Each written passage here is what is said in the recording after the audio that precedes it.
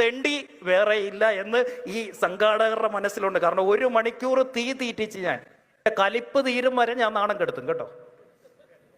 ഇതിവിടെ പറഞ്ഞങ്ങ് തീർന്നു. ഇല്ലെങ്കിൽ ഞാൻ ഇവിടെ നിന്ന് അങ്ങോട്ട് ഇറങ്ങിയിട്ട് ഞാനൊരു വീഡിയോ ചെയ്യും. അത് നിങ്ങൾക്ക് ഭയങ്കര ദോഷം ചെയ്യും. മാസങ്ങൾക്ക് മുന്നേ കിട്ടിയടോ ഇന്നത്തെ പൈസ.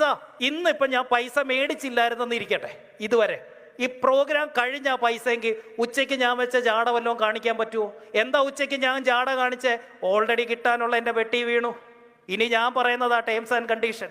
ഞാൻ പറയുന്നതേ നടക്കൂ. എന്താ എല്ലാവരും കൂടെ ഓടി അങ്ങോട്ട് വന്നേ? കാശ് കൊടുത്തു പോയി. ഇതിനുള്ള സ്കില്ലില്ലാത്ത തെണ്ടികളായിട്ടുള്ള ബിസിനസ്സുകാരാ ഈ കസ്റ്റമറുടെ പുറകെ നടന്ന് തെണ്ടുന്ന. നാണമില്ലയോടെ നിനക്കൊക്കെ? ബിസിനസ്സുകാരെ എന്തിനാ തെണ്ടിന്ന് വിളിക്കുന്നത്? നിങ്ങൾ 1 മണിക്കൂർ ഞങ്ങളെ ഇവിടെ വെയിറ്റ് ചെയ്യിച്ചില്ല. അതിന് ബിസിനസ്സുകാരെ തെണ്ടി എന്ന് പറയാൻ ഞങ്ങളൊക്കെ ബിസിനസ്സുകാരാ.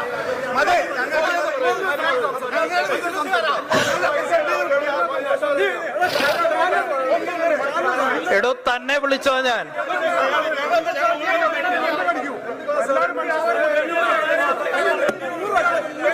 ശരി ഓക്കെ.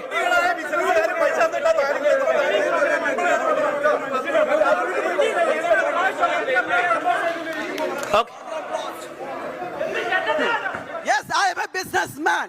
ആ കാരണം അയാൾ എന്നെ പഠിപ്പിച്ചെന്ന വേർഡാണ് കാര്യം കാണാൻ കഴുതക്കാലും പിടിപ്പിക്കണം. കാരണം ഞാനൊരു ബിസിനസ്സിലേക്ക് ഇറങ്ങിയ ആളാണ്. ഏറ്റവും വേണ്ടത് കസ്റ്റമറോട് മര്യാദയ്ക്ക് സംസാരിക്കലാണ്. അത് മാത്രമാണ് ഏറ്റവും ഇമ്പോർട്ടൻറ്റ്. ഞങ്ങൾ ഇവിടെ എത്തിയിട്ടുണ്ടെങ്കിൽ, ഞാനാണെങ്കിലും എൻ്റെ പാർട്ണറാണെങ്കിലും നമ്മളെല്ലാ ബിസിനസ്സുകാരാണെങ്കിലും നമ്മളെല്ലാവരും ഇത്രയും കാത്തുന്ന ആളില്ലല്ലോ. ഇദ്ദേഹം തന്നെ ഇൻസ്റ്റഗ്രാമിൽ എത്രയോ പോസ്റ്റ് ചെയ്തു, ഞാൻ കോഴിക്കോട് വരുന്നു.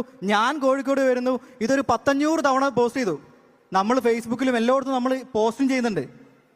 ആള് വരണ്ടേ? അല്ല, നിങ്ങളായിട്ട് പറഞ്ഞോണ്ട് ഓക്കെ. അല്ലെങ്കിൽ ഏതോ നേരം പരിപാടി നമ്മൾ നാക്കി നമുക്കെന്താ സമയത്തിന് ഇല്ലാത്ത ആൾക്കാരോ?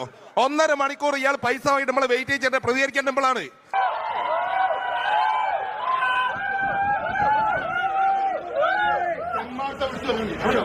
കോഴിക്കോട്ടാണ് അങ്ങനത്തെ